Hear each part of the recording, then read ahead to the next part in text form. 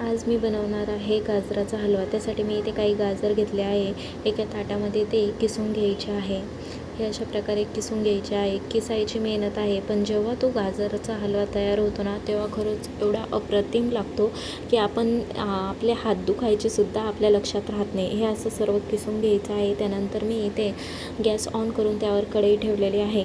कढईत आपण तूप घालायचं आहे आणि त्यात ते किसलेले गाजर आपण त्यात टाकून द्यायचे.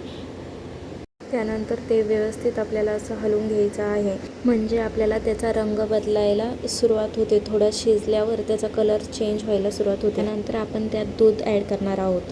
दूध ॲड केल्यानंतर परत आपल्याला ते मिश्रण सर्व हलवून घ्यायचं. आणि मी इथे 3-4 इलायची घेतलेली आहे. ती इलायची आपल्याला एका खलबत्त्यात कुटून घ्यायची आहे. आणि ती तशी कुटता येत नसल्यामुळे आपल्याला काय करायचे, साखरेचे दाणे घ्यायचे आणि ते इलायचीच्या वरचा पत्ता काढून आतल्या बिया आणि साखर आपल्याला खलबत्त्यात ठेचून घ्यायची आणि ती आपल्या मिश्रणात म्हणजे आपल्या हलव्यात ॲड करायची आणि ते सगळं एक प्रकारे एकजीव होऊस्तर हलवून घ्यायचे. आणि नंतर आपण इथे थोडं त्यात साखर आपल्याला हवी तेवढी साखर त्यात ॲड करायची. तुम्ही जर जास्त गोड खात असला तर थोडी शिल्लक साखर त्यात टाकायची.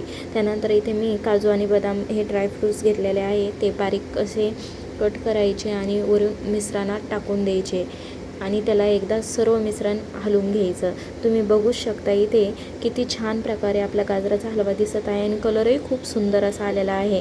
चला, तयार आहे